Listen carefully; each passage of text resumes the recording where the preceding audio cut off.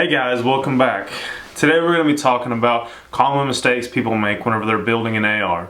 You know, the AR-15s quickly became the most popular rifle platform in America, you know, especially in these times with the political climate and just the pandemic and everything that's going on in this country. You know, it's quickly became the most popular rifle that people are looking for. And a lot of people are looking to build their first rifle in these times, and this is just kind of a little list of things that people need to keep in mind whenever they're looking at building one. First is define the purpose of what you want this rifle to be. You know, do you want a rifle that you can go out and just have fun and, you know, plink around with and, you know, defend your home with, or are you looking for something to take out and hunt with, or something, you know, an AR pistol where you can, you know, really defend your home and use it for self-protection for you and your family. You know, a lot of people say, well, I want an all-around rifle that I can do everything, and a lot of times with those kind of rifles, they'll do everything good, but, you know, really nothing great. You know, you'll be able to take it out and shoot, you know, everything, but it's not going to have the distance to be accurate at range. But, you know, if you have a rifle that's too long, then it's going to be just unreasonable to have in your house as, you know, home defense, you know, to go through, you know, the doorways and everything else. So really define what the purpose for your rifle is going to be. If you're wanting a hunting rifle, build a hunting rifle. If you're wanting, you know, a home defense rifle, then build that. If you're just wanting a rifle to go out and, you know, plink around at the range and have a good time, well, that would, you know, build your rifle for that. The next two kind of go hand in hand. Budget and spend the money where it counts. You know, it's really important to, once you set that budget, try to stick inside your budget, you know, because if you don't, then later on you're going to be wishing that you had. But, you know, my first AR that I built myself was this. It's a Wilson Combat lower receiver, lower parts kit, CMC trigger, Wilson Combat upper receiver, Odin Works, bolt carrier group, a Faxon barrel. I put an Athlon scope on it. I love this rifle. This is my favorite AR. Whenever I was building it, I wanted to build the last AR I'd ever need if I wanted to build one. And I feel like I accomplished my goal. I fulfilled my purpose with building this rifle for what I wanted it to be. And, you know, I set my budget pretty high because I knew I wanted the quality, so my budget was higher, so I was able to get what I wanted.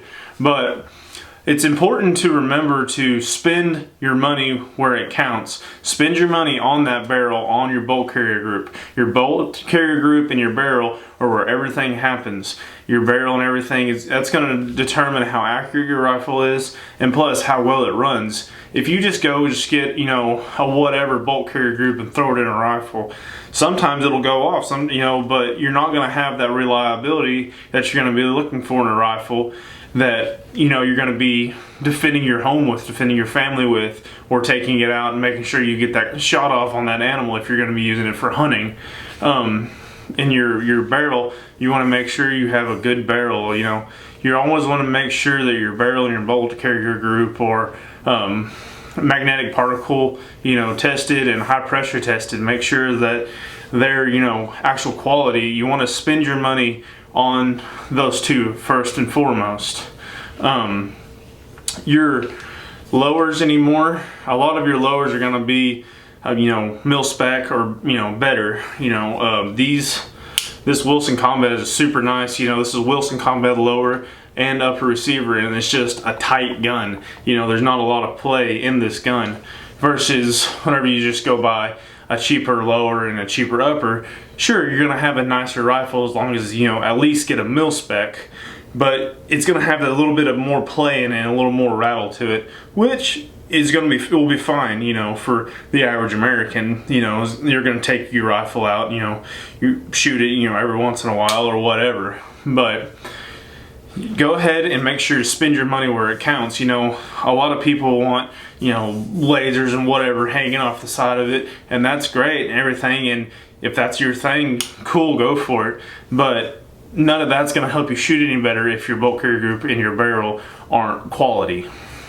You know, and this gun, I have a CMC trigger in it, just a single stage drop-in trigger, and I love this trigger a lot. You know, this trigger alone was, I think I got it on sale for $120 when I was building it, you know, versus we just got a new trigger in. It is the Bull Moose Tactical trigger. I don't know if that'll focus.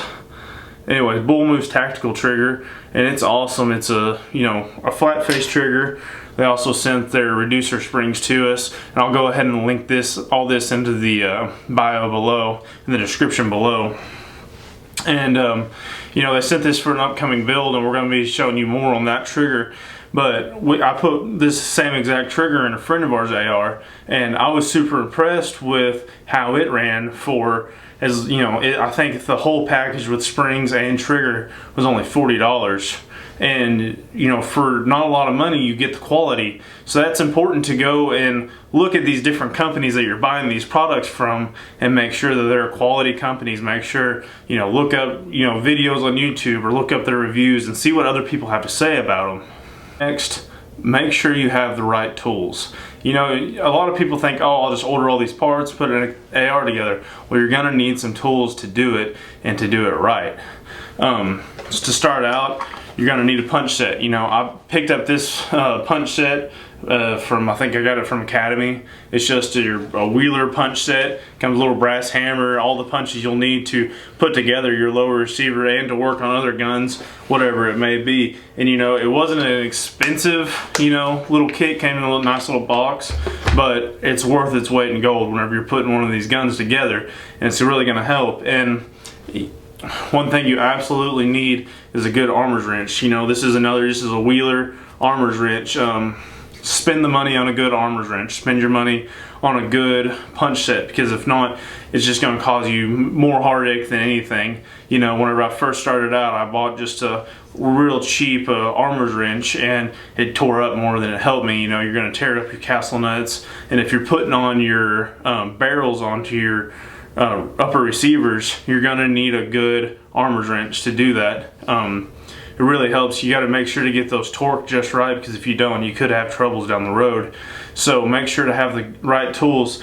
Another thing comes really handy is just a upper vise block. You know, this you just put your upper receiver in here, you can strap it down on a vise, and it really helps whenever you're putting those barrels on or putting your handguard on. It really helps hold stable, and you can, you know, get it just right. And this, you know, slides in where your bolt carrier group goes. This lines up where your gas tube comes through. So spend the money and get good stuff. Another tool that I don't have here right now is a mag block. You know, you stick it in your mag well, and you can put it in a vise to work on your lower receiver, stuff like that. You know, it's some of that stuff you can get away with, especially if you're going to be just buying a upper receiver to put onto your lower, which is what I recommend for a lot of people that are going to be building their first AR. You know, you got to have all these kind of special tools to do if you're going to be putting your barrel and everything onto your gun yourself, versus just getting a barreled upper receiver where you just put your bolt carrier group, charging handle, and click it together. So that's something to look into as well. But make sure you have the right tools, because you could probably get away with just swinging it, but in the grand scheme of things, you're going to tear up your, you know, lower receiver, scratched up and everything. So make sure to have the right thing. One of the biggest tools that you're going to need is blue painter's tape. It's a lifesaver. Put it all over that lower receiver whenever you're putting it together, so you don't scratch up and mar up the finish on your receiver. Next thing is, don't rush your build. I know everybody right now is like, I gotta get a gun, I gotta get these before they're, you know, outlawed or whatever the government's trying to plan on doing here. But you know, this rifle here, it took me almost a year to completely build out. You know, I'd save up and order a part, save up, order a part, put it all, you know, put what I could together until I finally had, you know, a complete, shootable rifle.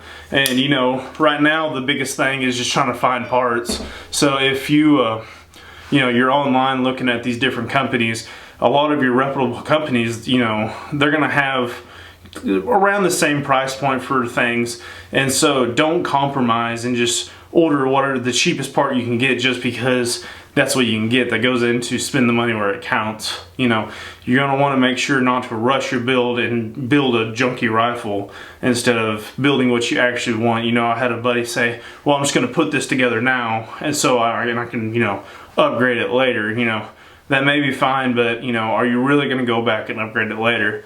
You know, I just assume do it right the first time. You don't have to go back. The last thing, clean your rifle. After every time you go shoot, clean your rifle. These AR-15s are such a high tolerance rifle that if they get dirty or, you know, grit and, you know, all the kind of nastiness that comes off these bullets nowadays, you know, they won't run right. You'll get jams and everything and all that. So, you know, I may do a video coming up on how to strip down and clean your AR. But, you know, make sure to take your gun apart and thoroughly clean it every time you shoot it. It's gonna, you know, extend the life of your rifle, and, you know, you'll be able to actually rely on it and trust it whenever you're actually gonna need it. Well, guys, that's all. Thank you so much for coming by today. If you haven't already, hit that subscribe button. We got some really cool stuff coming up. Thank you.